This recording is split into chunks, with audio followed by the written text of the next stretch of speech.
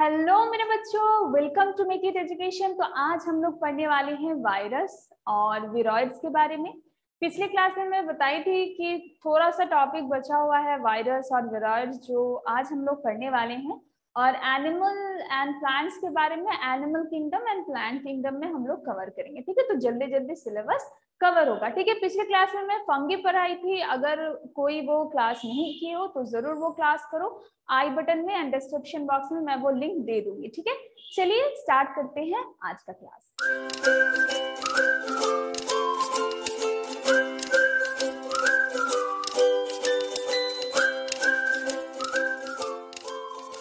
चलिए, तो आज हम लोग पढ़ने वाले हैं वायरस के बारे में। पहले तो हेडिंग डालिए वायरस। ठीक है, अब बेटा वायरस में क्या होता है, उसका जो जेनेटिक मटेरियल क्या है, कैसा होता है, सारा कुछ हम लोग देखेंगे। पहली बात क्या है, it is a type of nucleoprotein.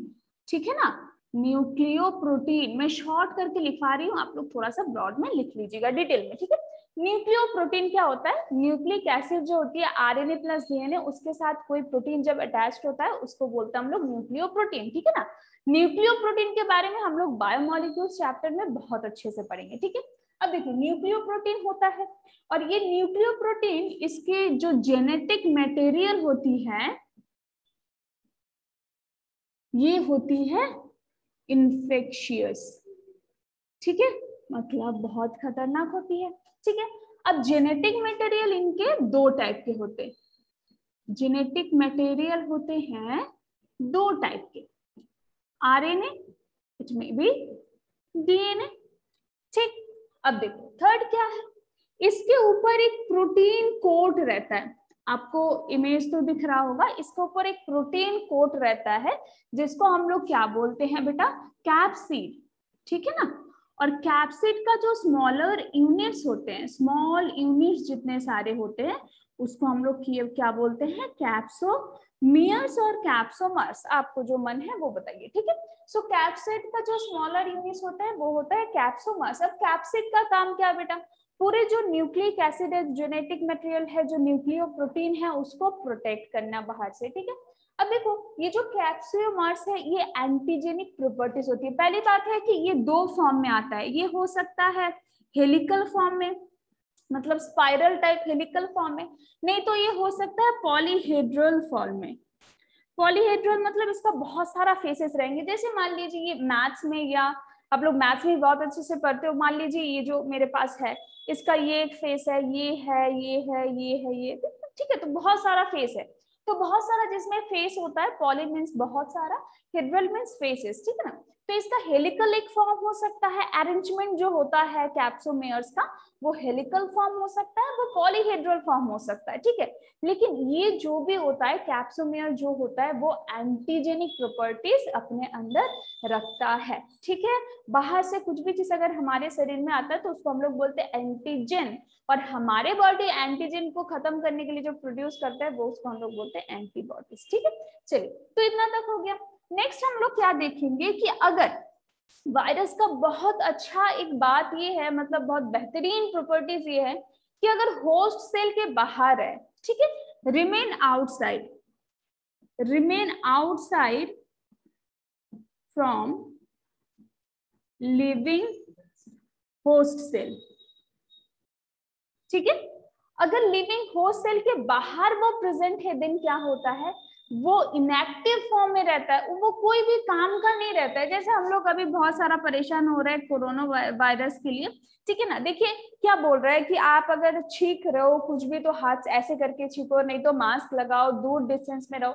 मतलब किसी भी तरह से अगर वो बाहर गिरता है तो कुछ टाइम के बाद वो इनएक्टिव हो जाता है, लेकिन डायरेक्ट अगर ट्रांसफर हो जाएगा तो आपके बॉडी में आ जाएगा, लिविंग होस्ट सेल में आ जाएगा, और वो एक्टिव फॉर्म में आ जाएगा। ठीक है ना, तो वायरस का बहुत अच्छा ये कैपेबिलिटी बोल सकते हो, क्वालिटी बोल सकते हो, कि अगर लिविंग सेल के बाहर है तो इनएक्टिव फॉर्म में रहता है, और जब भी रिमेन इनसाइड, और अगर इनसाइड आ गया, लिविंग सेल के अंदर आ गया, ठीक है, तो ये हो जाता है एक्टिव फॉर्म में। ठीक है, और तब उसके अंदर वो मल्टीप्लाई करता है, जितना सारा नुकसान पहुंचाना रहता है वो पहुंचाता है। ठीक है, तो ये हो गया पहला चीज। ना कुछ और चीज होती है जो थोड़ा सा नोट डाउन कर लीजिए, वो है कि अगर वो प्लांट्स में जितने सारे वायरस इन प्लांट्स को इन्फेक्ट करते हैं, वायरस which infect plants, ठीक है, वो जनरली होते हैं SSRNA। SSRNA का मतलब सिंगल स्ट्रैंडेड आरएनए, दो स्ट्रैंड होता है ना, single stranded and double stranded, ठीक है।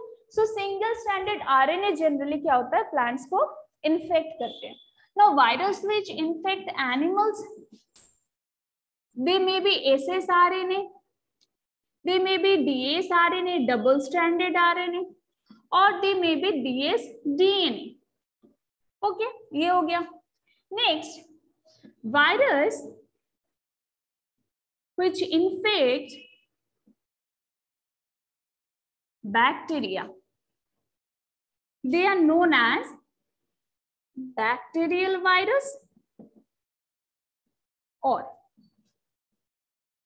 बैक्टीरियोफेजेस, ठीक है, बहुत इंपॉर्टेंट है। इसको बैक्टीरियल वायरस भी बोला जाता है, जनरली हम लोग बैक्टीरियोफेजेस यूज करते हैं, ठीक है। चलिए, तो ये हो गया वायरस के बारे में। जनरली आपको क्या याद रखना है कि इसके ऊपर जो कोट रहता है उसका नाम क्या है, उसका स्मॉलर यूनिट्स का नाम क्या है, जेनेटिक मटेरियल क्या रहता है, ठीक है, और जनरली किस किस को ये लोग इन्फेक्ट करते हैं। कुछ एग्जाम्पल, जैसे एग्जाम्पल के तौर पे आप लोग क्या लिख सकते हो, स्मॉल पॉक्स, फिर HIV, very important, HIV। Small pox तो बहुत सारे लोगों का कॉमन है, हर साल किसी को ना किसी को होती रहती है, ठीक है। HIV, इन्फ्लुएंजा,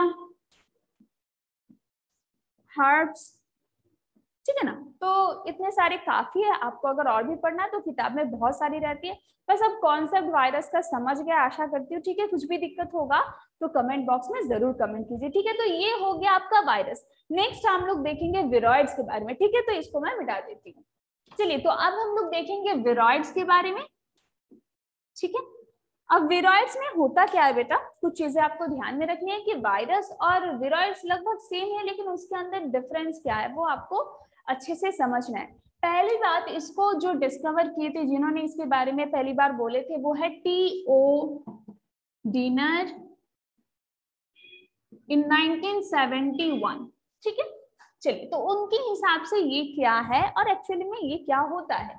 विरॉइड्स क्या होता है, smallest, this is the smallest infectious agent, ठीक है, स्मॉलेस्ट इन्फेक्शियस एजेंट होता है। पहली बात है, अभी आपको धीरे धीरे पता चलेगा डिफरेंस क्या है, फिर मैं बताती हूँ आपको। देखिए यहाँ पे क्या है, जो जेनेटिक मटेरियल होती है बेटा, वो ऑलवेज होगा RNA। यहाँ पे DNA का कोई भी सीन नहीं है, जैसे वायरस पे आपको था DNA, लेकिन यहाँ पे कोई भी DNA नहीं मिलेगा आपको, ठीक है।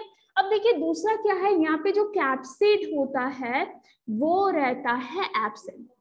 जैसे वायरस में क्या था कि न्यूक्लियो प्रोटीन को प्रोटेक्ट करने के लिए कैप्सिड प्रेजेंट होता था, उसका जो स्मॉलर यूनिट्स है उसको कैप्सोमियर्स हम लोग बोलते हैं, और वो एंटीजेनिक प्रॉपर्टीज कैरी करता है। उसका दो टाइप का फॉर्म होता है, हेलिक्स एंड पॉलीहेड्रल, ये बहुत सारा वहां पे वैरायटी है, लेकिन यहाँ पे कैप्सिड एब्सेंट है, कुछ नहीं है। नेक्स्ट देखिए, इसको स्मॉलेस्ट इन्फेक्शियस एजेंट क्यों बोला जाता है। पहली बात है RNA से प्रेजेंट है, और RNA का जो मॉलिक्यूलर वेट होता है बहुत कम होता है, लो मॉलिक्यूलर वेट होता है, तो इसलिए सबसे स्मॉलेस्ट इन्फेक्शियस एजेंट बोला जाता है, ठीक है। And it cause persistent infection. अब इस चीज का क्या मतलब, देखिए परसिस्टेंट इन्फेक्शन का मतलब होता है कि जिस इंडिविजुअल को, कोई एक इंडिविजुअल इन्फेक्ट हुआ है बाय विरॉइड्स, तो उसका कोई पर्टिकुलर सेल में वो इन्फेक्ट किया है और वो वहां पे रहता है, जल्दी ठीक नहीं होता है और बहुत ज्यादा डैमेज कर देता है होस्ट सेल को, ठीक है ना। तो पर्टिकुलर किसी सेल पे वो अफेक्ट करता है, ऐसा नहीं कि पूरे शरीर में, पर्टिकुलर किसी सेल पे अफेक्ट करता है और उसके बाद धीरे धीरे फैलता है, ठीक है। तो उसको बोलते हैं परसिस्टेंट इन्फेक्शन, और बहुत ज्यादा खतरनाक होता है, बहुत जल्दी फैलता है, ठीक है ना, और पूरे होस्ट सेल को डैमेज कर देता है। दो एग्जाम्पल, जनरली ह्यूमंस में उतना कॉमन नहीं है, ठीक है, लेकिन फिर भी ह्यूमंस में एक एग्जाम्पल लिख लीजिए, ह्यूमंस में ये कॉमन नहीं है। ह्यूमंस में एक एग्जाम्पल आप लिख लीजिए, वो है हेपेटाइटिस D, हेपेटाइटिस डी, जो कि बहुत रेयर केस है। हेपेटाइटिस बी बहुत कॉमन है, लेकिन हेपेटाइटिस डी बहुत रेयर केसेस है, ठीक है। प्लांट्स में एक एग्जांपल लिख लीजिए, सिट्रस, एक्सोकॉर्टिस, विरोइड्स, ठीक है। ये सिट्रस जो प्लांट्स है उस प्लांट्स में पाए जाते हैं, ठीक है ना। तो ऐसे बहुत सारे प्लांट्स में बहुत कॉमन है विरोइड्स, लेकिन एनिमल्स में कॉमन नहीं है, ठीक है। एक एग्जांपल मैंने हेपेटाइटिस डी का आपको दे दिया, बाकी बहुत सारे आप किसी भी किताब में मिल सकता है आपको। तो ये थोड़ा सा टॉपिक बचा था बायोलॉजिकल क्लासिफिकेशन में। नेक्स्ट जो क्लास होगा वो आपका होगा प्लांट किंगडम, ठीक है। तो वो क्लास आप वहाँ पे इसके बाद थोड़ा सा पढ़ के आइएगा, तो क्लास में थोड़ा सा हेल्प हो जाएगी, ठीक है ना, आपको अच्छी तरह से समझ में आएगी। और कोई भी दिक्कत होगा तो जरूर कमेंट बॉक्स पे कमेंट कीजिए। आज के लिए इतना ही, मिलेंगे नेक्स्ट क्लास में। Thank you, bye bye.